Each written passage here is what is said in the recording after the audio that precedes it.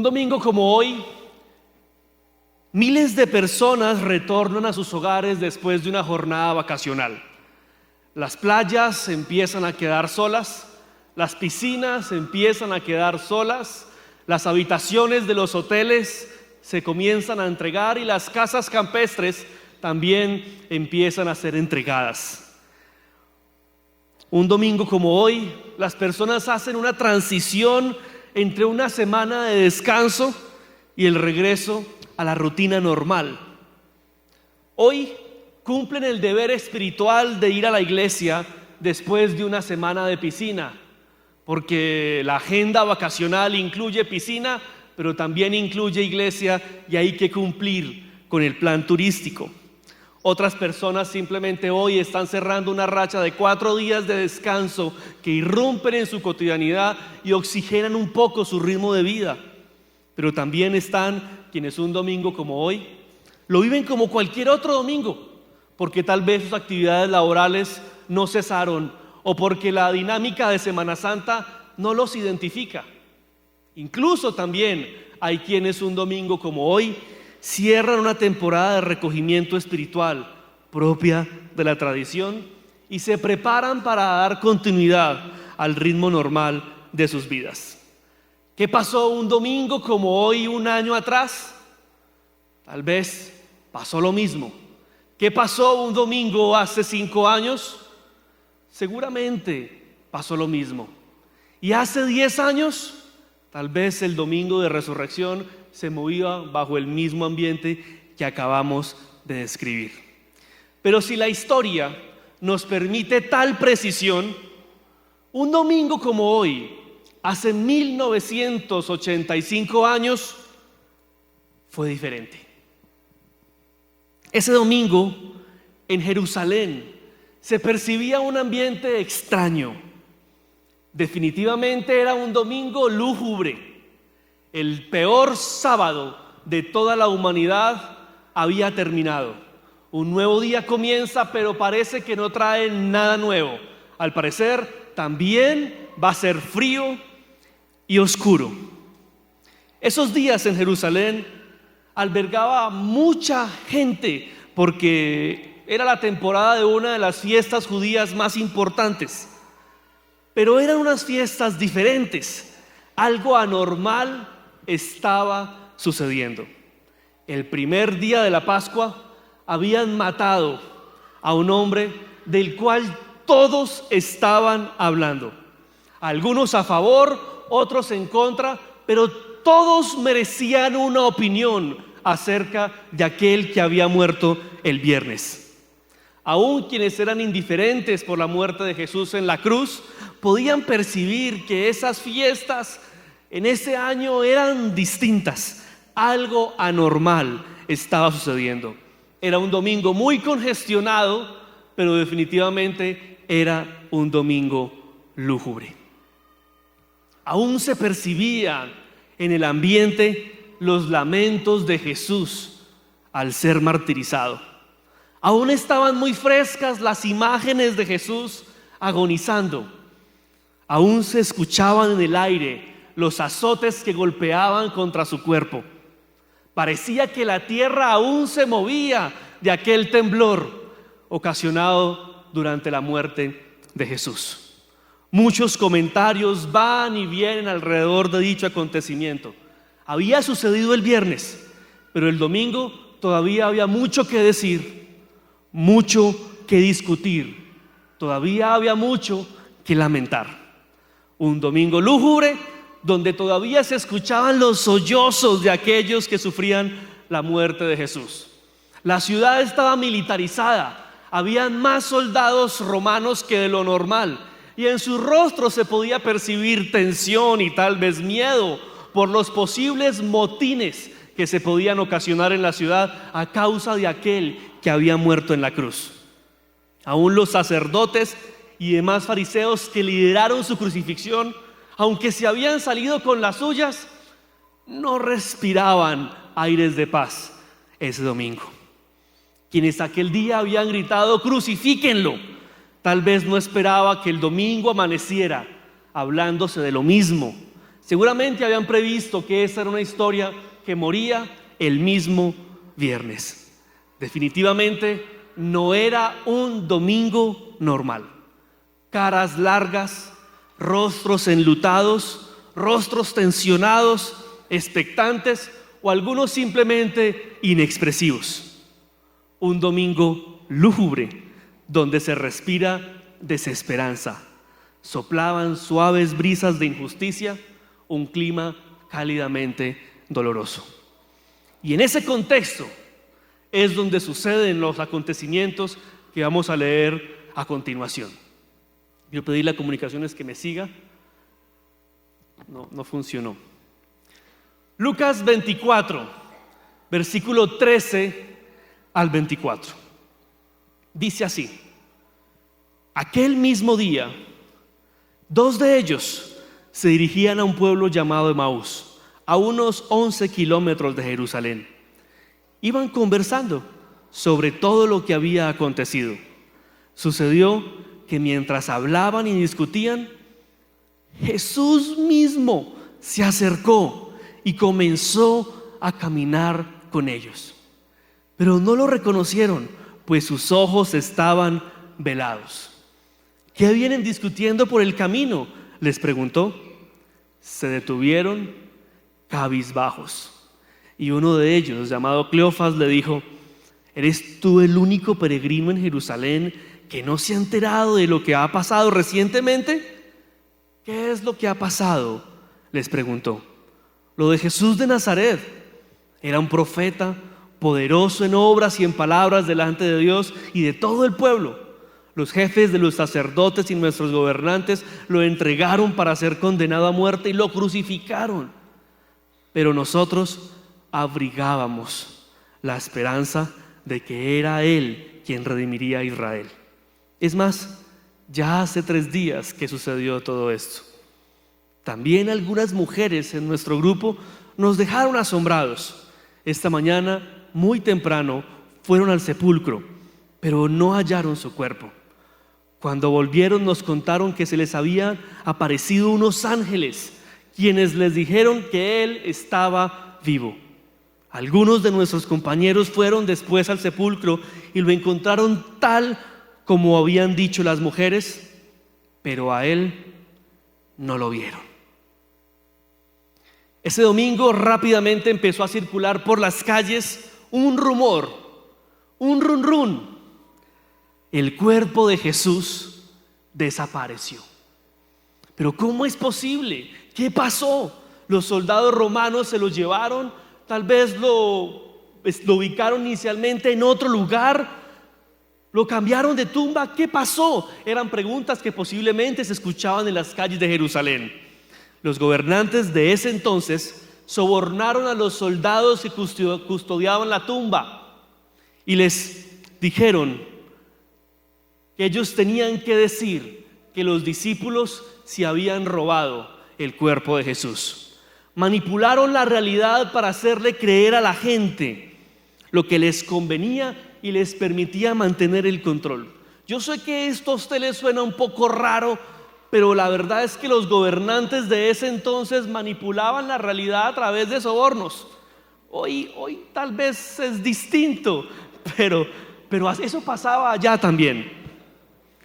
Que los discípulos se habían robado el cuerpo era una versión que estaba alborotando la ciudad. Pero también circulaba otra versión, una versión de unas mujeres que decían: Jesús ha resucitado. Lo único claro hasta el momento es que la tumba estaba vacía. Y de eso iban hablando los caminantes. 2 seguidores de Jesús, no eran parte de los 11, parece ser que no eran del círculo íntimo, pero habían depositado su fe en Jesús, una fe que para ese momento del domingo ya se había diluido, y envueltos de amargura, cobijados por la tristeza porque han perdido su Salvador y por ende han perdido la esperanza, desolados porque creyeron y ahora no tienen en quién creer, caminan y conversan cabizbajos. ¿Qué está sucediendo? se preguntaban entre sí. ¿Quién puede explicarnos lo que pasa? Nosotros estamos seguros que los discípulos no se robaron el cuerpo, pero la tumba está vacía. Las mujeres dicen que resucitó, pero eso es improbable. Ya hoy es el tercer día. Igual la tumba está vacía y sin importar dónde está su cuerpo, Él está muerto. Tal vez es una de las conversaciones que tenían ellos mientras caminaban. Simplemente caminaban para retornar a sus vidas, para volver a sus desoladas e insípidas vidas. Y tal vez en este punto encontramos una gran similitud entre aquel domingo y el domingo de hoy, entre esos caminantes y los caminantes de hoy. Ellos en ese entonces caminaban sin esperanza, caminaban con dolor, caminaban sin sueños, caminaban con desilusión, caminaban sin motivación, caminaban con tristeza. Y hoy muchos de nosotros también caminamos así. Tal vez no hay mucha similitud entre los dos domingos en las piscinas, playas o vacaciones, pero sí en la forma como nosotros caminamos. Porque hoy muchos también caminan con desesperanza. Hoy también hay muchos que caminan con dolor. Hoy también es común encontrar personas que caminan sin sueños. Hoy también algunos caminamos sin desilusión, sin ilusiones. La fe de los caminantes de hoy también parece diluirse. Hoy la tristeza también acompaña el caminar de muchos de nosotros. Al igual que aquellos discípulos, nosotros nos encontramos cansados del sistema social en el que vivimos, donde los gobernantes oprimen y manipulan el pueblo a sus antojos. Hoy muchos caminan abrumados por el dolor, la muerte, la enfermedad, las tribulaciones, las traiciones de aquellos que nos aman, la injusticia, entre muchas variables más que producen en nosotros dolor y tristeza. Hoy muchos caminan también desde la frustración de no experimentar la realidad familiar que desean, sino ver la disfuncionalidad familiar que los acompaña todos los días, las dificultades económicas, el desempleo y tantas variables más que hace que se apaguen los sueños de los caminantes. Una manifestación común de desesperanza y desilusión de los que caminamos hoy es la expresión: comamos y bebamos, que mañana moriremos. Donde se asume la postura de que lo máximo que yo puedo lograr en esta vida son unos momentos de placer, y emprendemos un caminar desesperado por comer y beber, porque finalmente esto no va para ningún lado. Tal vez esa desesperanza es la que moviliza a muchos en estas ocasiones a buscar experiencias vacacionales. Por eso vemos muchas sonrisas en las piscinas y en las playas, pero ahí también hay una gran dosis de desesperanza. Quiero aclarar, no estoy diciendo que irse de vacaciones sea malo, váyase cuantas veces pueda, pero estoy describiendo lo que moviliza a la humanidad en su desesperanza, a través de la expresión comamos y bebamos, que finalmente mañana moriremos. Esos dos caminantes representan el caminar de muchos de nosotros hoy, que inclusive siendo discípulos de Jesús, siendo seguidores de Jesús, que venimos a la iglesia cada domingo, en ocasiones terminamos caminando sin fe. Caminamos desilusionados de la iglesia porque no es lo que yo espero que sea. Lo escuchábamos del pastor Ángel Encinales el viernes en la mañana, que nos frustramos, nos amargamos cuando las cosas no se dan como yo las tengo agendadas, cuando la iglesia no sigue mi agenda, cuando el pastor no es quien yo quiero que sea, cuando los líderes no hacen lo que yo sé tienen que hacer. Entonces transitamos el camino de iglesia como estos dos caminantes, desilusionados, desesperanzados, dolidos, afirmando: esto no es lo que yo estaba esperando. Pero es importante aquí afirmar algo. No importa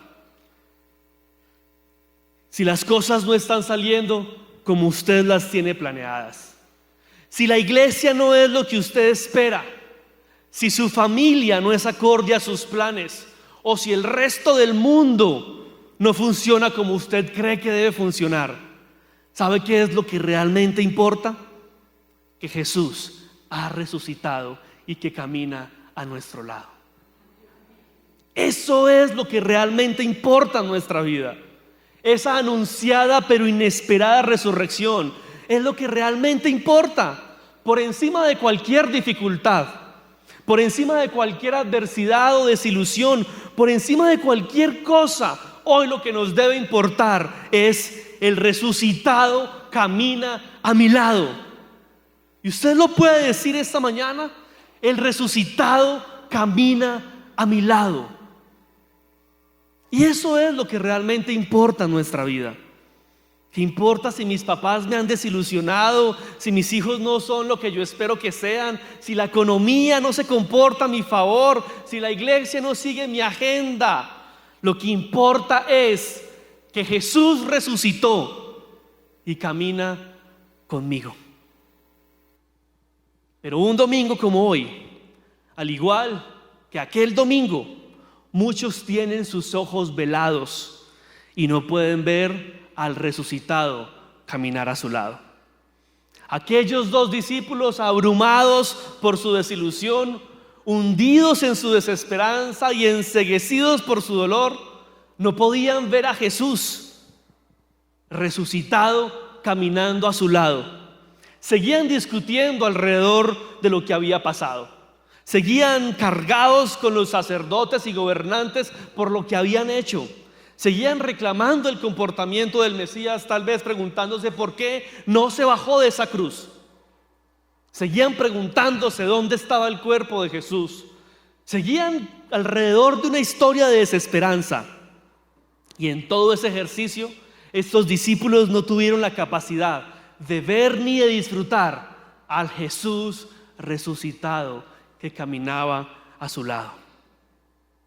Hoy también muchas personas centran su atención en algunas trivialidades de la vida. Y digo trivialidades porque frente al resucitado caminando a mi lado, todo lo demás se vuelve trivial. Frente al resucitado caminando a mi lado, todo lo demás se vuelve trivial.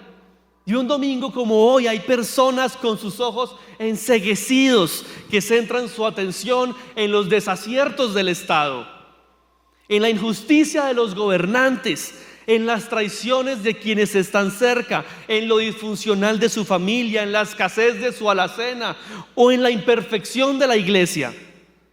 Tan enceguecidos, pero tan enceguecidos que esas trivialidades se vuelven el foco de la vida y se pierde la oportunidad de disfrutar al Jesús resucitado caminando a nuestro lado. Una vez más, digo trivialidades porque frente al hecho de que Jesús resucitó y que camina a mi lado, finalmente todo a mi alrededor se vuelve trivial. Porque eso es lo que hace su resurrección. Trivializa mi vida y engrandece la suya. Eso es lo que finalmente hace la resurrección. Trivializa su vida y engrandece la de Jesús. Por eso, no se afanen por sus vidas, dice la Biblia. ¿De qué me voy a afanar si el resucitado camina a mi lado? ¿De qué me he de preocupar? ¿Por qué me he de tensionar si Jesús resucitado camina conmigo? Que su jefe lo lleva en la mala, ¿qué importa? Jesús resucitó y camina a su lado. Que su economía no es la que usted ha anhelado, ¿qué importa? Jesús resucitó y camina con usted. que la iglesia no funciona como debería funcionar. ¿Qué importa? Jesús ha resucitado y camina a mi lado. Ahora no le estoy diciendo que no haga nada por la vida y se eche como Celio a esperar que las cosas pasen. No, le estoy llevando a entender que la resurrección de Jesús es una realidad que sobrepasa cualquier dificultad que haya a su alrededor. Es algo así como que usted se ganó el baloto. Se ganó el baloto. Y al mes siguiente alguien se acerca y le dice: tenemos un problema. El recibo de la energía que antes llegaba por 50,000 no llegó por 50,000, sino que llegó por 90,000. ¿Usted pierde la paz? ¿Usted se estresa? ¿Usted se atormenta? No, usted se acaba de ganar el baloto. Pues ese es un problema que su realidad sobrepasa la dificultad. Si usted es responsable, pues tal vez hará un ajuste e investigará por qué se incrementó el recibo, pero usted no pierde la paz por eso, porque usted se ganó el baloto y ¿qué importan 40,000 pesos más? ¿Me estoy haciendo entender? Asimismo, Cristo resucitado, caminando a mi lado, es una realidad que supera cualquier dificultad.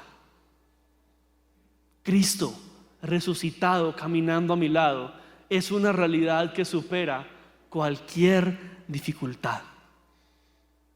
Y el caminar de estos discípulos es semejante al caminar de muchos de nosotros hoy, junto al resucitado, pero desesperanzados. Junto al resucitado, pero atormentados. Al lado del resucitado, pero agobiados. Muchos de nosotros caminamos de esa manera y hacemos de nuestros problemas y frustraciones una realidad más grande y más trascendental que la resurrección de Cristo. Hemos construido de nuestras historias una crónica más importante que la crónica de su resurrección. Hemos construido de nuestras historias una crónica más importante que la crónica de su resurrección. Y hoy lastimosamente hay personas atormentadas por trivialidades, porque se les perdió un papel, porque se les regó el café, porque se les pasó el bus, porque fulano dijo, porque fulano no dijo, porque llegaron tarde, porque su hijo brincó, porque su hijo no brincó. Viven atormentados por trivialidades, afanados por cosas sencillas y no ven al Cristo resucitado caminando a su lado. La vida no consiste en cuánto ha sufrido o cuánto ha disfrutado. La vida consiste en que Él resucitó. En eso consiste la vida. Deje de contar su historia de cuánto ha sufrido y comience a contar la historia de aquel que resucitó. Los dos discípulos mencionan a unas mujeres que están contando la historia del resucitado, pero ellos siguen contando su historia de desesperanza. Y qué fácil fue para ellos ignorar la historia del resucitado que contaban aquellas mujeres. Pero más fácil es para nosotros hoy, después de 2000 años, ignorar la historia del resucitado. A ellos por lo menos les sorprendió, porque nunca la habían escuchado. Pero a nosotros, en el peor de los casos, la escuchamos cada Semana Santa y ya no nos sorprende. Seguimos contando nuestra historia. Pero hoy quiero contarles esta historia una vez más. Si su caminar se caracteriza por la desesperanza, el dolor, la desilusión, la tristeza, el desespero o el pesimismo, usted debe saber que Jesús ha resucitado y en esa resurrección Él ha detenido toda ley de descomposición y condenación en contra de su vida y ha comenzado un proceso de restauración donde todo volverá a ser conforme al diseño original. Y entonces no habrá muerte, no habrá llanto, no habrá lamento ni dolor, porque el resucitado está dispuesto a caminar con usted por toda la eternidad. Esa es la historia que usted y yo debemos contar. No nuestra historia pesimista, abrumadora y depresiva que a veces solemos contar. Leamos la segunda parte de esta historia de resurrección en Lucas, capítulo 24, del 25 al 35. Después de los discípulos contar su historia, Jesús responde y dice: qué torpes son ustedes, les dijo, y qué tardos de corazón para creer todo lo que han dicho los profetas. ¿Acaso no tenía que sufrir el Cristo estas cosas antes de entrar en su gloria? Entonces, comenzando por Moisés y por todos los profetas, les explicó lo que se refería a él en todas las escrituras. Al acercarse al pueblo donde se dirigían, Jesús hizo como que iba más lejos, pero ellos insistieron: quédate con nosotros, que está atardeciendo, ya casi es de noche.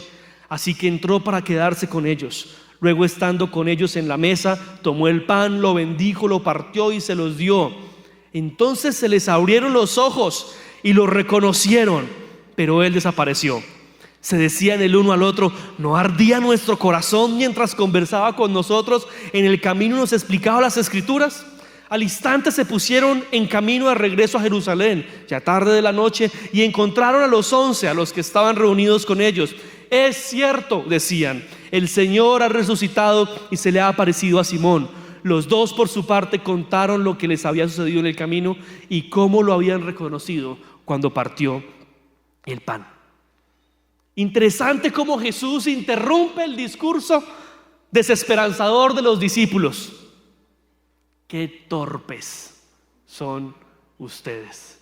Y yo sé que es domingo de resurrección, es domingo de buenas noticias, pero ¿yo qué hago si Jesús, el día que resucitó, le dijo a sus discípulos: qué torpes son ustedes? Y esa declaración retumba a nosotros hoy todavía. Qué torpes son ustedes.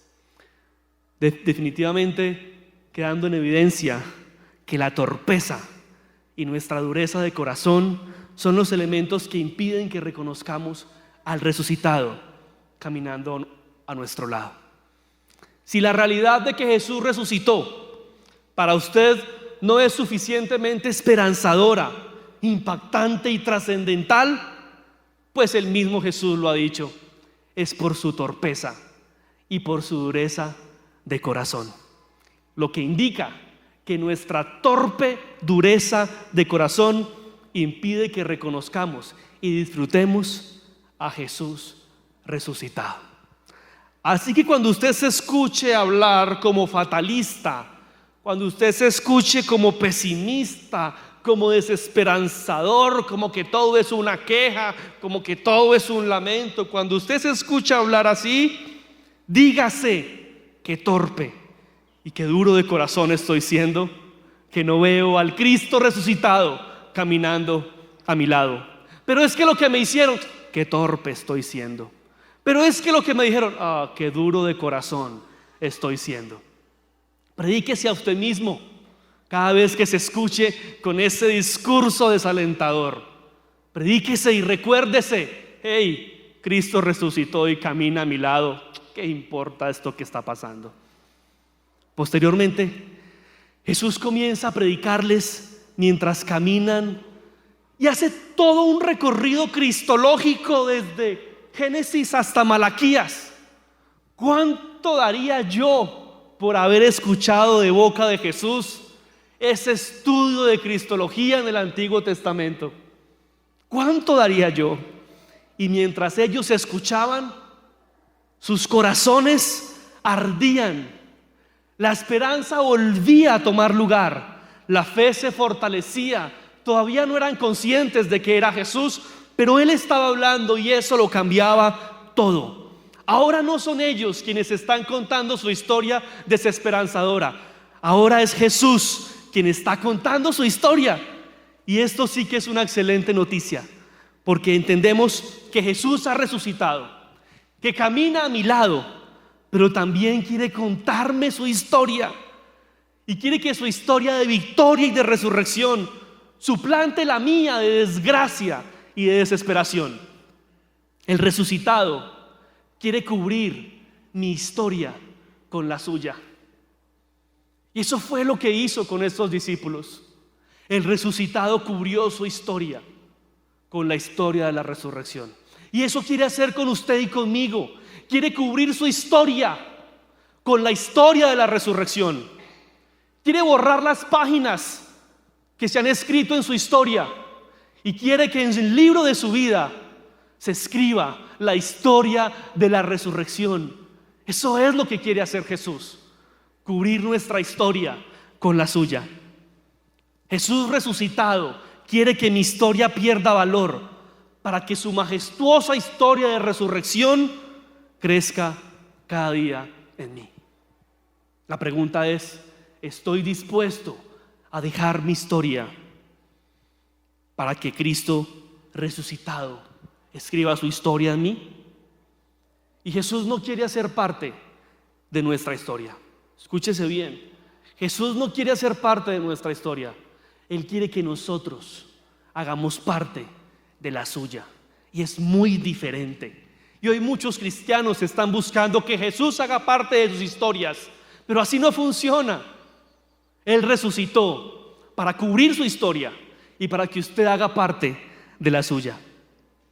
Finalmente, entendiendo que Jesús resucitó, que camina a nuestro lado, habiendo escuchado y aceptado su historia sobre nuestras vidas, nuestra respuesta frente al resucitado debe ser: Jesús, quédate con nosotros. Quédate con nosotros. Es cierto que Jesús tomó la iniciativa, ha bajado a nuestra realidad, nos ministra en su presencia y palabra, pero al final somos nosotros los que decidimos o no dejarle participar en nuestra experiencia de vida.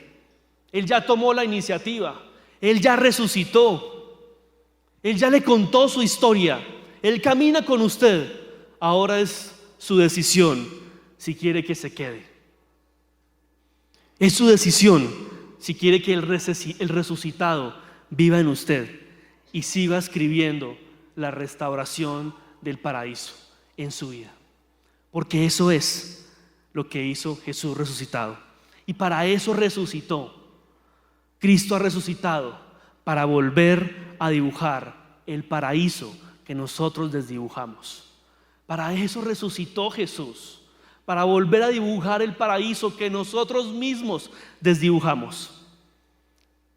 Si usted quiere que Cristo dibuje en su vida con su resurrección, entonces esta mañana dígale: quédate conmigo, Señor, quédate conmigo.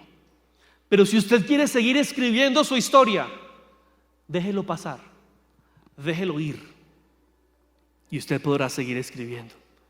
Si estos dos discípulos no hacen esta invitación, no le dicen a Jesús esa noche: quédate con nosotros, se habrían perdido completamente de la transformación de sus vidas a través de la resurrección de Cristo.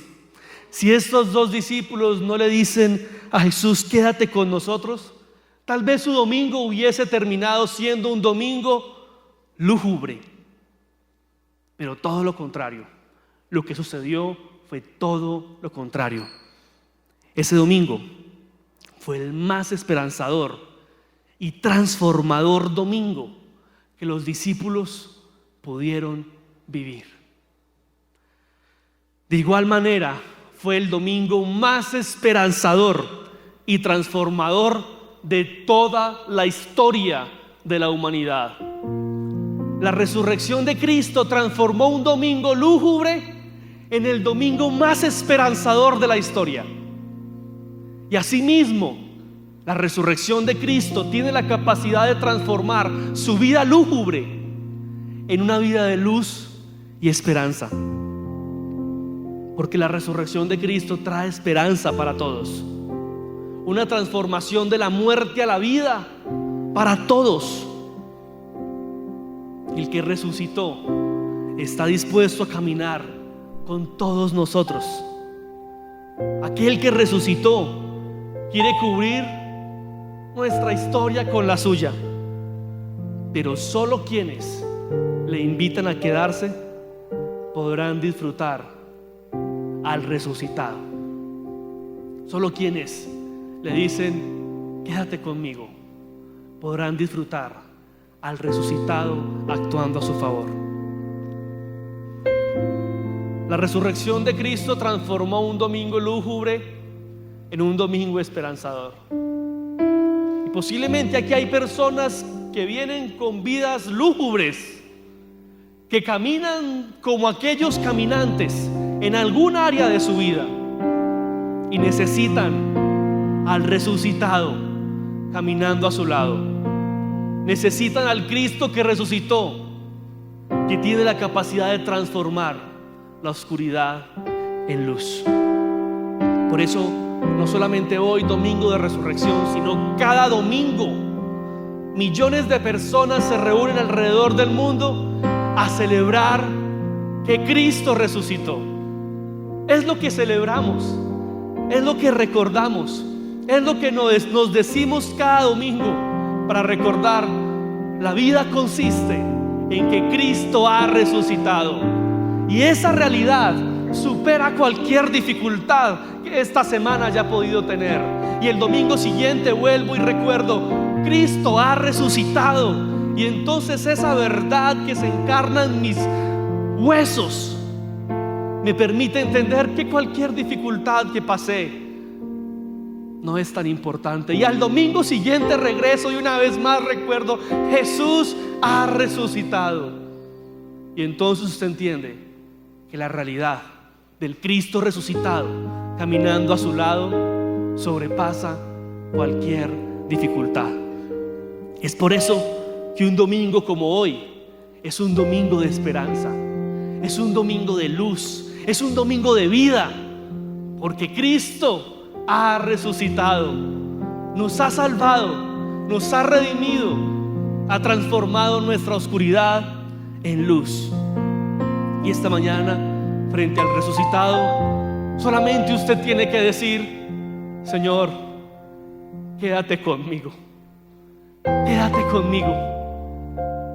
Que tu resurrección inunde mi casa, que tu resurrección inunde mi vida, que tu resurrección transforme esta desesperanzadora historia que cuento todos los días. Que tu resurrección cambie mi discurso: Jesús, quédate conmigo. Que tu resurrección acabe con mis lamentos y mis quejas. Que tu resurrección sea todo lo que yo pueda disfrutar. Jesús, esta mañana, quédate conmigo.